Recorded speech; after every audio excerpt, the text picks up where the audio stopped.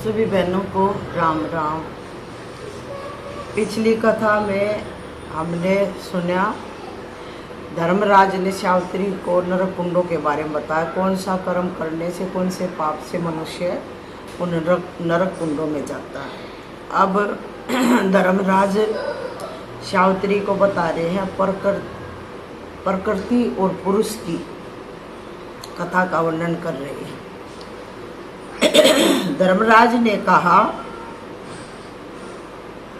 इन प्रकृति और पुरुष दोनों में वस्तुतः इस प्रकार की अभिन्नता, ये दोनों एक ही हैं, एक जैसे ही। जैसे अग्नि और दाई का शक्ति में कभी किंचित भी भिन्नता की कल्पना नहीं उठती, वे ही ये सच्चिदानंद स्वरूपिणी भगवती जगदम्बा शक्ति एवं महामाया नाम से प्रसिद्ध है। इनका कोई रूप नहीं है, तथापि भक्तों पर कृपा करने के लिए ये विविध रूप धारण किए हुए हैं। ये ही सर्वप्रथम गोपाल सुंदरी का रूप धारण कर चुकी हैं। अतः स्वयं पर ब्रह्म परमात्मा भगवान श्री कृष्ण इन्हीं के अभिन्न स्वरूप हैं। उस समय उनकी अवर्णनीय शोभा थी, परम कमनीय कलेवर था, मनोमुग्ध कारणी निर्तिशय सुंदर वन नील नीरद आकृति थी। नित्य नव किशोर गोप वेश था। उनके नेत्र कमल की शोभा के समान शरत कालीन मध्याह्न के कमल की सुषमा छविहीन हो रही थी। उनकी सौंदर्य माधुरी पर अनंत अनग न्यौछावर हो रहे थे। उनके मधुर मनोहर मुखचंद्र को देखकर शारदीय पूर्णिमा के कोटि कोटि कलाधर छिपे रहते थे। दिव्य अमूल्य रत्नों से रचित प्रभामय आभूषणों से उनके सर्वांग अलंकृत थे। कटी प्रदेश परम प्रभावशाली पीताम्बर से शोभित हो रहा था। सहज ब्रह्म ज्योति से उनका श्री विग्रह उद्भासित था। उनके विशाल वक्षस्थल पर दिव्य सुगंधमयी वनमाला लहरा रही थी। चंपा और मालती की मनोहर मालाएं घुटनों तक लटक रही थी। उर्स्थल पर कौस्तुक मणि चमचमा रही थी। समस्त अंग कस्तूरी केसर और अंगूरी मिश्रित दिव्य चंदन से चर्चित थे। वह श्री विग्रह मनोहर दिव्य चूड़ामणि से सुशोभित था। मुख पर मधुर मनोहर मुस्कान खेल रही थी। वे दोनों हाथों में मधुर मुरली लिए उसमें सुर भर रहे थे। मनोहारिणी दिव्य लीलाओं के तो साक्षात धाम ही थे। वे परम शांत और अनंत माधुर्य से युक्त, श्री से संपन्न एवं श्री राधा रानी के परम प्रिय प्राण वल्लभ थे। रास मंडल के मध्य भाग में दिव्य रत्न में विशुद्ध सिंहासन पर विराजमान थे। प्रेम की मूर्तिमती प्रतिमा श्री गोपांगनाएं मधुर स्मित करती हुई उनके मुख सरोज की ओर निर्मेश नेत्रों से निहार रही थी। उनके अंग अंग से रस सुधा माधुरी का प्रभाव बह रहा था। वे श्री कृष्ण सभी के एकमात्र महेश्वर हैं। जगदाता ब्रह्मा उन्हीं का भय मानकर सृष्टि का विधान तथा कर्म अनुसार संपूर्ण कर्मों का उल्लेख करते हैं। उन्हीं के आज्ञा अनुसार देवता सबको तपस्याओं तथा कर्मों का फल देते हैं। उन्हीं के आदेशों से भगवान विष्णु को सबका रक्षक माना गया है। वे उन्हीं का अनुशासन पाकर निरंतर रक्षा के कार्य में तत्पर रहते हैं। उनसे भीत रहने वाले काल अग्निरुद्र द्वारा अखिल जगत का संहार होता है। जो ज्ञानियों के गुरु एवं मृत्युंजय नाम से प्रसिद्ध भगवान शिव हैं।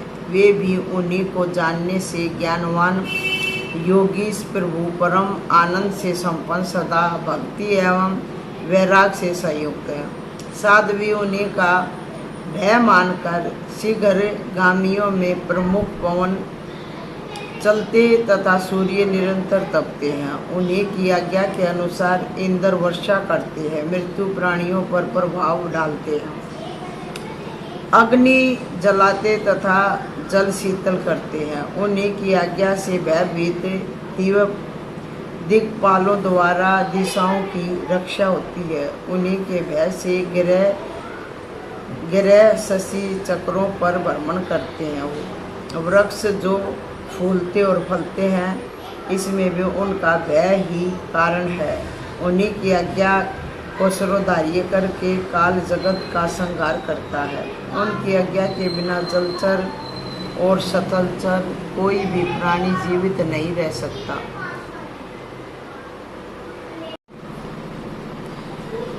उन्हीं की आज्ञा के अनुसार पृथ्वी पर संपूर्ण प्राणी उत्पन्न और नष्ट होते हैं। पतिवर्ते देवताओं के 71 युगों की इंद्र की आयु होती है। ऐसे 28 इंद्रों के बीच जाने पर ब्रह्मा का एक दिन रात होता है। इसी प्रकार 30 दिनों का एक मास होता है और 2 मास की ऋतु और 6 ऋतुओं का एक वर्ष होता है। ऐसे 100 वर्ष की ब्रह्मा की आयु होती है। यही ब्रह्मा की आयु का मान कहा गया है। ब्रह्मा के शांत होने पर माया वशिष्ठ प्रकृति ब्रह्म परमात्मा की एक पलक गिरते ही जब वे आंख मूंद लेते हैं, तब उसी को प्रकृति प्रलय कहते हैं। उस प्रकृति प्रलय के समय संपूर्ण देवता, चराचर प्राणी, दाता तथा विधाता, ये सब भगवान श्री कृष्ण के नाभि कमल में लीन हो जाते हैं। क्षीर सागर में शयन करने वाले श्री विष्णु तथा वैकुंठवासी चतुर्भुज भगवान श्री विष्णु, विष्णु के भी 2 रूप बताए हैं। क्षीर सागर में शयन करने वाले श्री विष्णु तथा वैकुंठवासी चतुर्भुज भगवान श्री विष्णु पर ब्रह्म परमात्मा श्री कृष्ण के वाम पार्श्व में लीन हो जाते हैं। ज्ञान के अधिष्ठाता सनातन भगवान शिव और परमात्मा श्री कृष्ण के ज्ञान में प्रवेश कर जाते हैं। संपूर्ण शक्तियाँ विष्णु माया दुर्गा में तिरोहित हो जाती हैं।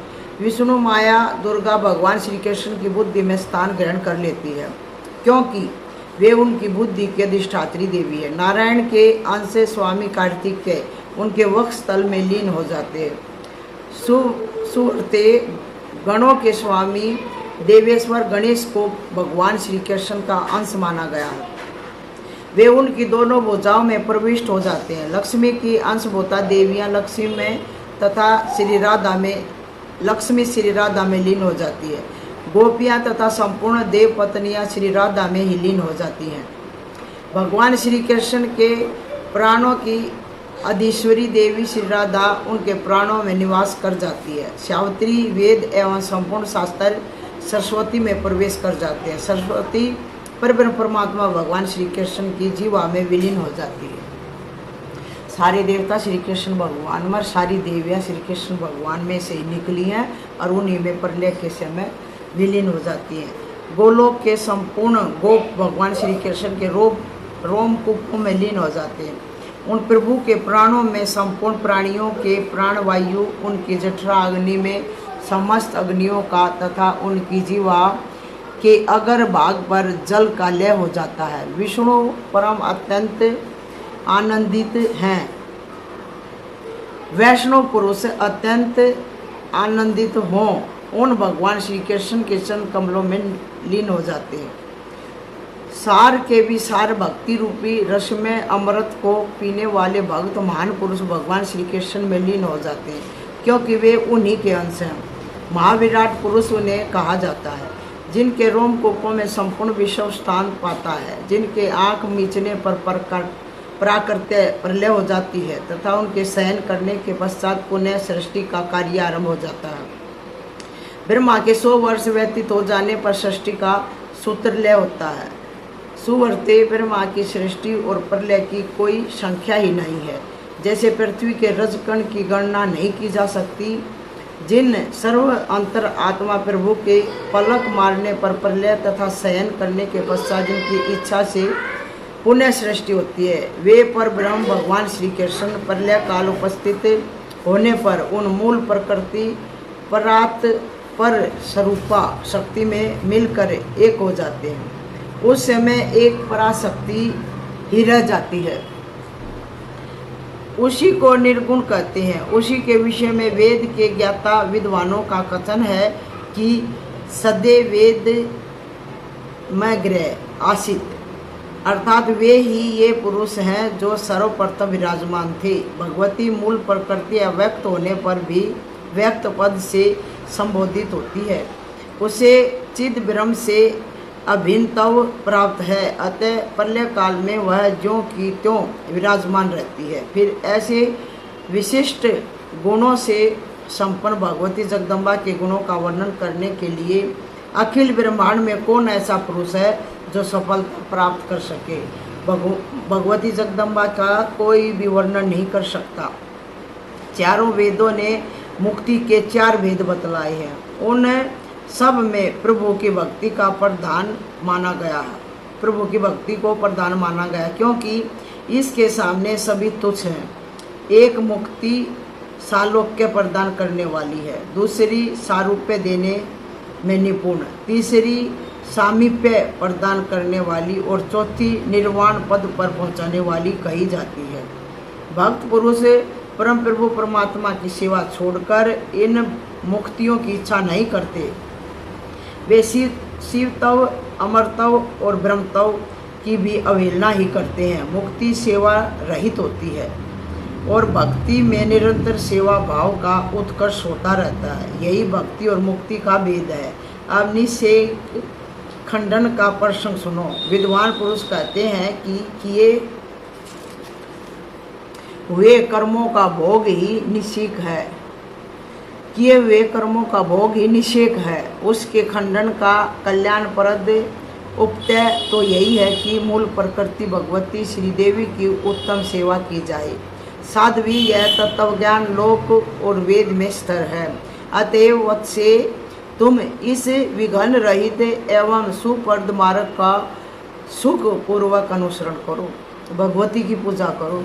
इस प्रकार कहकर सूर्य पुत्र धर्मराज ने सावित्री के पति सत्यवान का जीवन प्रदान करके सावित्री को शुभ आशीर्वाद दिया। तत्पश्चात वे जाने के लिए उद्यत हो गई। उन्हें जाते देखकर सावित्री ने उन्हें चरणों में मस्तक झुकाया और उनके चरणों को पकड़कर वह रो पड़ी। उन परम उदार धर्मराज के बिछोह के कारण वह दुखी हो रही थी। कृपा सागर धर्मराज सावित्री की यह स्थिति देखकर परम संतुष्ट हुए। साथ ही उनकी आंखों में भी स्नेह जल की धारा बहने लगी। उन्होंने भी सावित्री से कहा। धर्मराज बोले, सावित्री तुम पुण्य क्षेत्र भारतवर्ष में बहुत वर्षों तक सुख भोगने के अनंतर उस लोक में जाओगी जहाँ स्वयं भगवती विराजमान रहती है। भद्रे, अब तुम अपने घर जाओ और भगवती सावित्री का व्रत करो। 14 वर्षों तक करने पर यह व्रत नारियों को मोक्ष प्रदान करता है। ज्येष्ठ मास के शुक्ल पक्ष में चतुर्दशी तिथि को यह व्रत करना चाहिए। भाद्रपद मास के शुक्ल पक्ष में अष्टमी तिथि के दिन महालक्ष्मी का व्रत होता है। सूची समिति यह व्रत 16 वर्षों तक करना चाहिए। जो नारी भक्ति पूर्वक इस व्रत का पालन करती है उसे भगवान श्री हरि का परम पद प्राप्त हो जाता है। प्रत्येक मंगलवार के दिन मंगल प्रदान करने वाली भगवती मंगल चंडिका की पूजा करनी चाहिए। प्रत्येक मास के शुक्ल पक्ष में षष्ठी के दिन मंगल प्रदा भगवती षष्ठी देवसेना की उपासना करने का विधान है। इसी प्रकार आषाढ़ की संक्रांति के अवसर पर संपूर्ण सिद्धि प्रदान करने वाली भगवती मनसा की पूजा होती है। कार्तिक मास के शुक्ल पक्ष की पूर्णिमा तिथि को रास के अवसर पर भगवान श्री कृष्ण के प्राणिधिका श्री राधा की उपासना करनी चाहिए तथा प्रत्येक मास के शुक्ल अष्टमी के दिन मंगल प्रदान करने वाली भगवती दुर्गा का व्रत करना चाहिए। जो नारी पुत्रवती और सुहागिन स्त्रियां पुण्यमयी पतिव्रताओं एवं यंत्रों में तथा प्रतिमाओं में भगवती विष्णु माया दुर्गति नाशिनी दुर्गा तथा प्रकृति स्वरूपिणी भगवती जगदम्बा की भावना करके धन और संतति प्राप्ति के लिए भक्ति पूर्वक उनकी पूजा करती हैं, वह इस लोक में सुख भोग कर अंत में भगवती देवी के परम पद को प्राप्त होती हैं। साधक पुरुष को चाहिए कि इस प्रकार देवी की विभूतियों का निरंतर पूजन करे। अतएव तुम निरंतर स्वरूपा मूल प्रकृति श्री भुवनेश्वरी की उपासना करो। इन परमेश्वरी की सेवा से बढ़कर दूसरा कोई भी ऐसा कार्य नहीं है जिसे प्राणी कृत्य हो सके। इस प्रकार कहकर धर्मराज अपने स्थान पर पधार करे। सावित्री भी पति को लेकर अपने घर पर लौट गई। नारद यूँ सावित्री और सत्यवान दोनों जब घर पर चले गए तब सावित्री ने अपने अन्य बांधुओं से सारा वृत्तांत कह सुनाया। फिर वर के प्रभाव से कर्मस्य सावित्री के पिता पुत्रवान बन गए। उसके ससुर की आंखें ठीक हो गई और वे अपना राज्य पा गए। सावित्री स्वयं भी बहुत से पुत्रों की जननी बन गई। उस पतिव्रता सावित्री ने पुण्य भूमि भारतवर्ष में अनेक वर्षों तक सुख भोग किया। तत्पश्चात वह अपने पति के साथ भगवती भुवनेश्वरी के लोक में चली गई। सूर्य मंडलात्मक सविता की अधिष्ठात्री होने से उनका सूर्य के अंतर्गत ब्रह्म प्रतिपादक गायत्री मंत्र की अधिदेवता होने से उसका नाम सावित्री हुआ है, अथवा संपूर्ण वेदों की जननी होने से जगत में इनका सावित्री नाम प्रसिद्ध है। वत्स इस प्रकार सावित्री का श्रेष्ठ उपाख्यान तथा प्राणियों के कर्म विपाक ये प्रसंग तुम्हें बता दिए। अब पुण्य क्या सुनना चाहते हो? यहाँ पे हमारा 38 अध्याय संपूर्ण हुआ और आज की कथा को हम यही विराम देते हैं। सभी बहनों को हमारी मीठी मीठी राम राम।